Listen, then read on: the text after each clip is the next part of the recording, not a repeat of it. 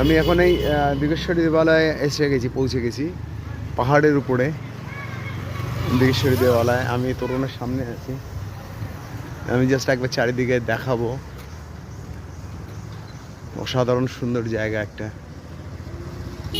যারা ঘুরতে ভালোবাসে তাদের জন্য। এটা জঙ্গলের মধ্যে মন্দির, পাহাড়ের উপরে। আমি এবার এন্ট্রি নিচ্ছি মন্দিরের ভেতরে। এই আমি ঢুকছি, এটা পাহাড়ের উপরে মন্দির।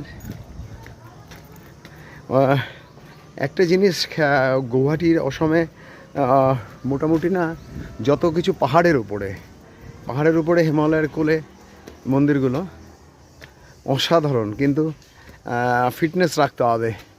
এখানে যে সিঁড়ি আছে, এই সিঁড়িগুলো খুব ডেঞ্জার, একদম পাহাড়ে স্ট্রেট উঠে গেছে। তো ফিটনেস রাখতে হবে।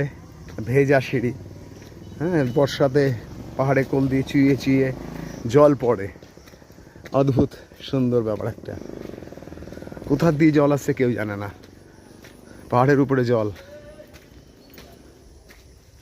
আমি এগিয়ে যাচ্ছি। মন্দির বন্ধ, আবার একদিন আসতে হবে। তো मंदिर के सामने जा सकते हो तो